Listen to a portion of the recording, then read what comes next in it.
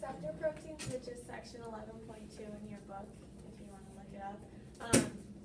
First, we specifically have the G-linked protein, but we're going to kind of do an overview of receptors in general, so that you have an understanding of what it does.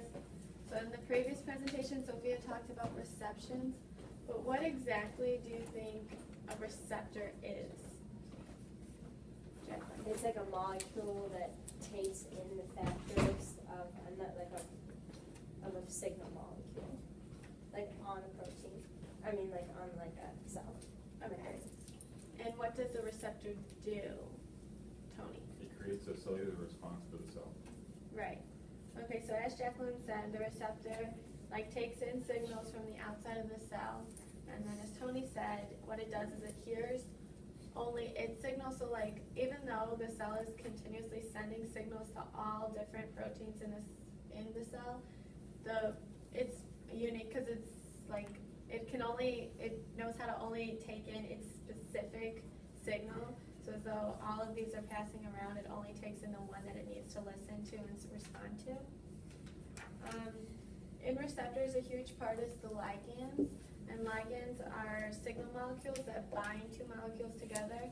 This is important because it changes the shape of the receptor. It changes the shape of the receptor, and that activates it, so it enables it to interact with all the other cellular molecules. Another type of protein receptor is the intracellular, and this is also found in the cytoplasm, or this is found in the cytoplasm or the nucleus.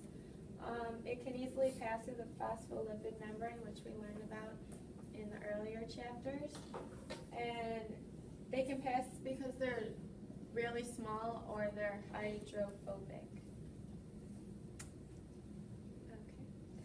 We also have the transcription factors, and these control what genes they use and what it helps determine what the genes are going to be through the receptors. They can't just it must be translated into mRNA so that they can inscribe and figure out what it means. So, quick question. Yeah. Where do you find these transcription factors? In the membrane.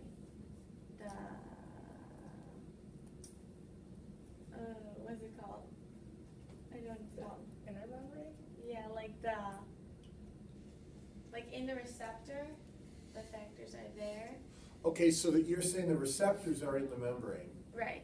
Okay, now transcription factors, you said that they can block transcription from happening. All right.